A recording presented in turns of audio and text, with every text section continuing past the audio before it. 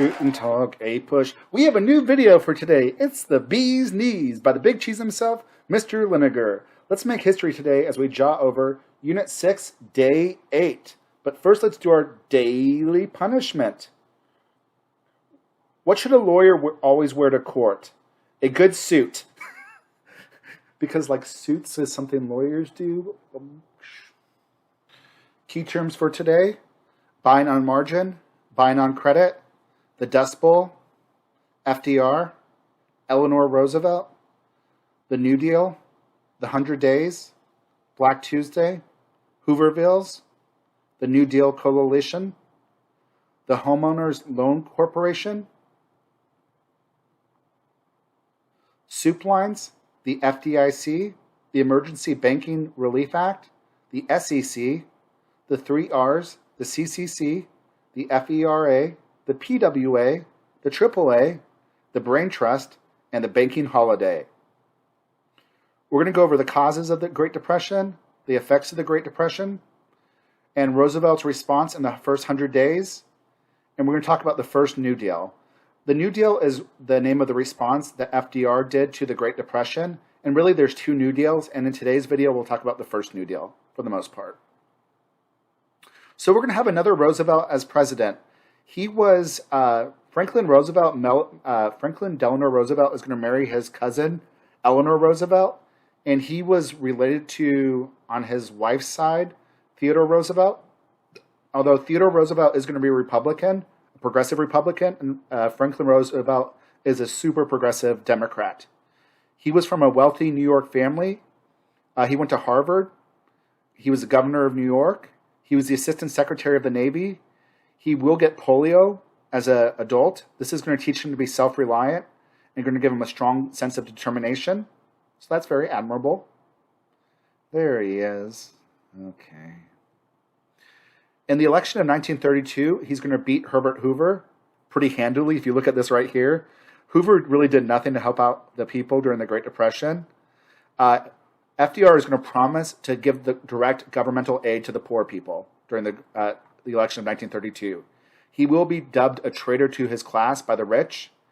In his inaugural address, he says, I pledge myself to a new deal for the American people.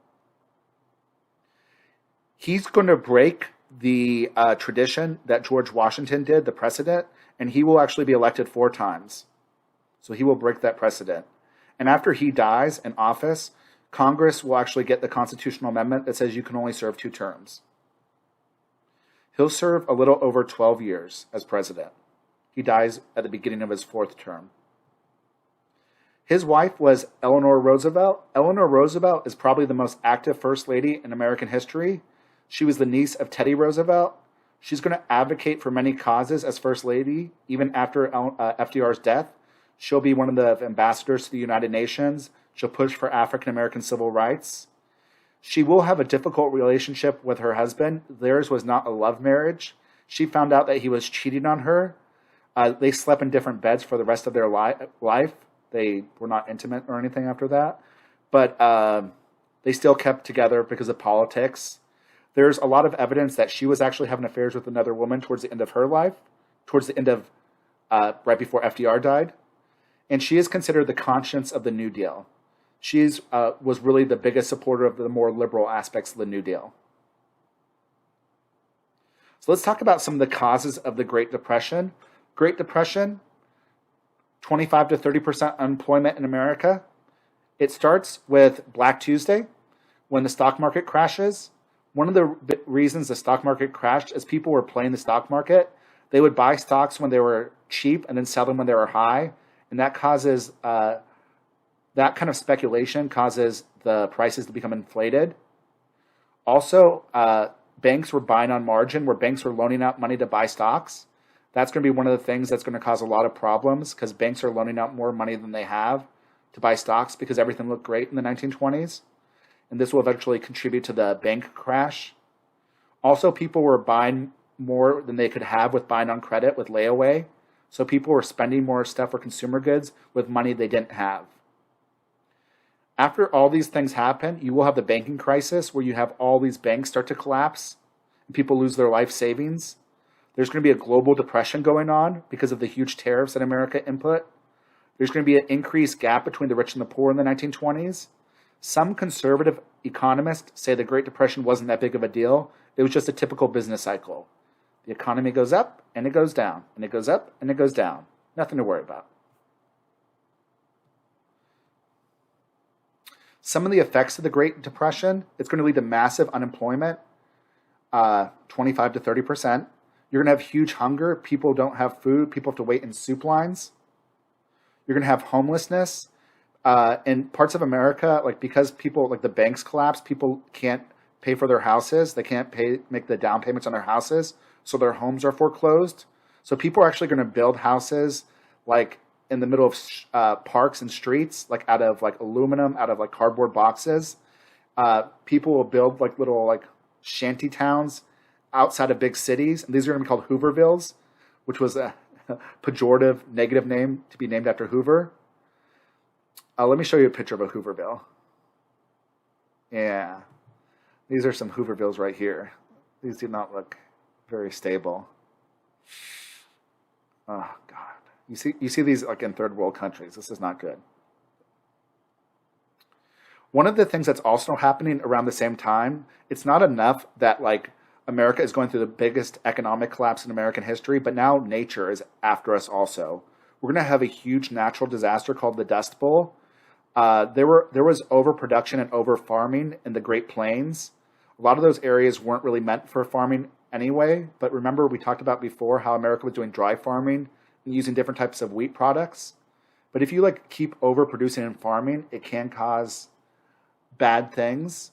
And what's going to happen is a lot of those crops will be destroyed. There's going to be a huge dust storm that's going to happen. This will be called the Dust Bowl. It's going to destroy almost all the crops throughout the Great Plains area, Kansas, Oklahoma. People's farms and like living will be destroyed, and they're going to try to move out of those areas because like they can't even farm in there anymore. There were stories about the Dust Bowl that people would have to walk with a bandana around your mouth. The dust was that much, just because of all the over farming that destroyed the soil, and that if you didn't have anything around your face, like you would have like a whole mouthful of dust within a couple of minutes. So a lot of these people from Oklahoma, called Okies, and people from Kansas will try to move to California to get jobs, and they'll be discriminated against in California. They'll be seen as bums from the very tolerant Californians of the time. This is the Dust Bowl. This is problematic, guys. This is not good. Here's a woman during the Great Depression. It's a very iconic picture by Dorothea Lange. Here's a soup line. Hooverville. All right, so the first 100 days of FDR's presidency is going to be called the 100 days. During the first 100 days, FDR is going to get Congress to pass an unprecedented amount of legislation. FDR is going to rely on the brain trust to get a lot of his ideas.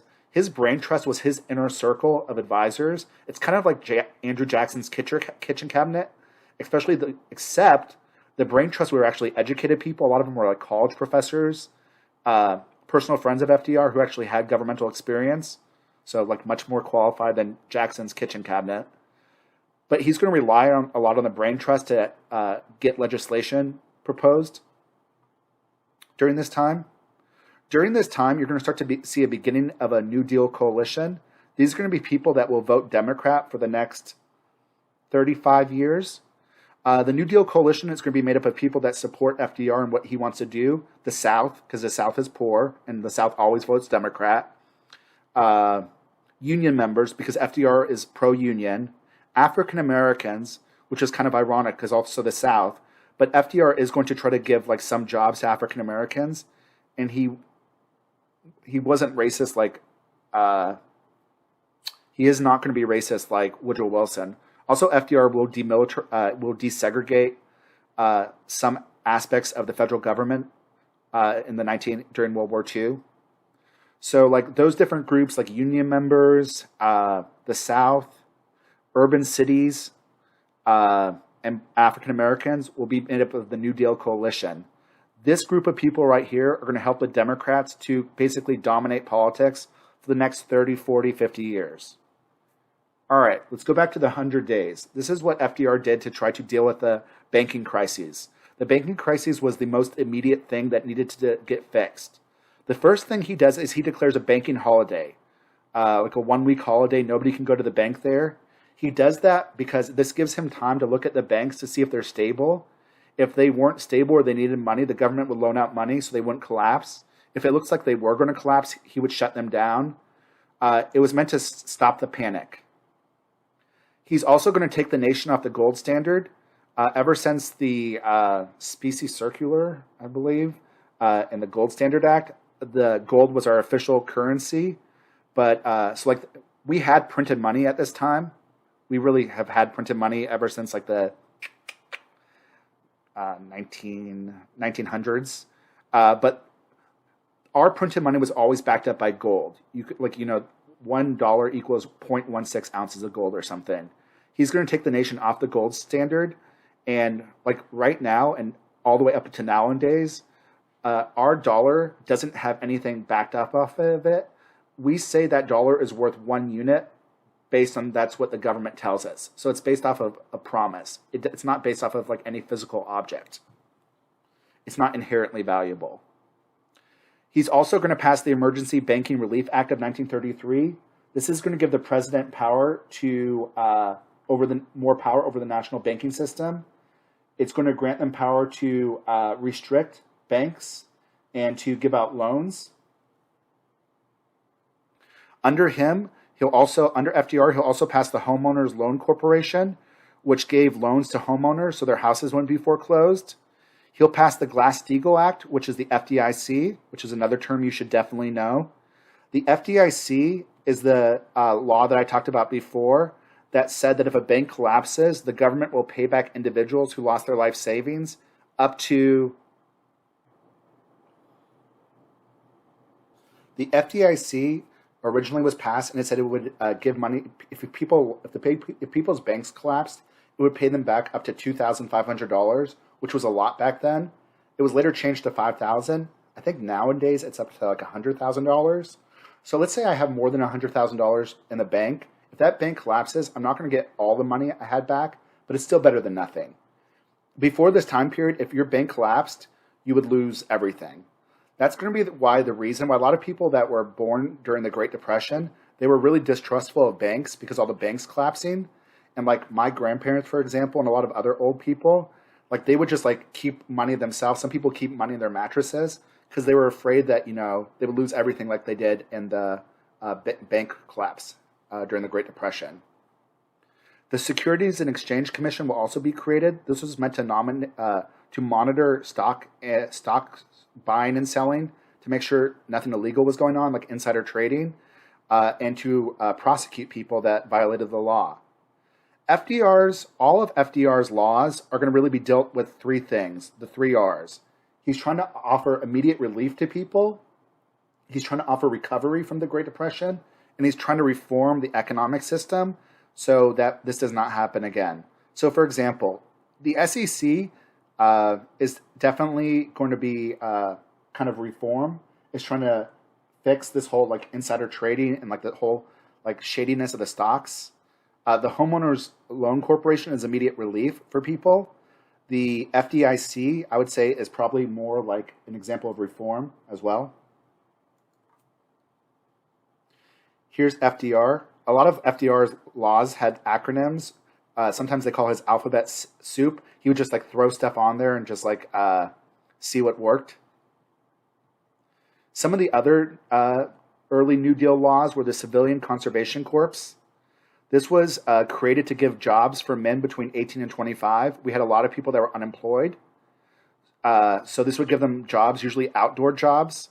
This gave people a sense of pride. Even if they weren't making a lot of money, they felt like they could actually be helpful again. This was meant to offer immediate relief, and it was meant to help the economy recovery. It would keep young men out of trouble. This was very popular. It will not last, however. Another one is the Federal Emergency Relief Administration, which was meant to give aid to state and local agencies. This was an example of relief and recovery.